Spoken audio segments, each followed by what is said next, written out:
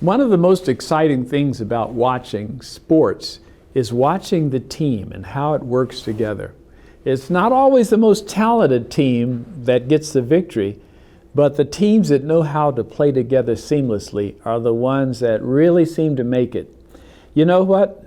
To become a mission-driven church, you need a mission-driven team. And there are several players on that team. The pastor is extremely significant. Ellen White makes a statement that generally the people advance no higher than the church pastor. Wow, that's pretty serious. The North American Division, we've identified 7 qualities that go into making an excellent pastor. Good character, someone with an evangelistic feel, someone who's a worship leader, someone who's a great leader in general, someone who does management, stewardship well, scholarship, and who's good in relationship and people skills. All right, so everyone's not good at all of these, but those are examples of, or there's criteria of what makes for excellent pastoral leadership.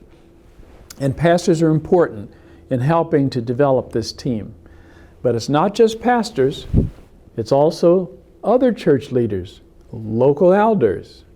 And what about church officers?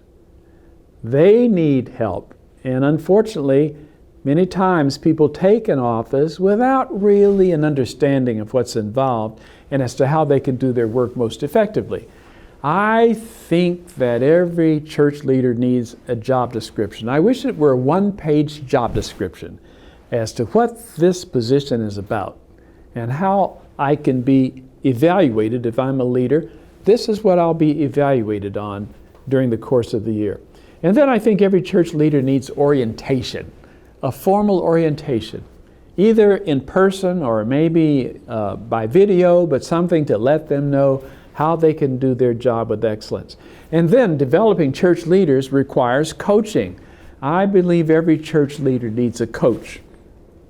And this coach doesn't have to be someone with specific coaching training, detailed training, but it should be someone every quarter, for example, who can knock on the door and say, leader, how are things going? How are you doing? Is there anything I could do to help you do your work more effectively? This keeps church leaders from feeling isolated, want to give up. And then, apart from pastor and church leader, here's another leader that I bet you never thought of as leadership, and here it is. It's the individual member. Now, that's strange. You mean members are leader? You bet they are. Every member is a leader because every member has influence. Sometimes these members have more influence than the designated leader or even the pastor. So for every member, wouldn't it be great if we could assess that member to see what their talents are, as we talked about last time?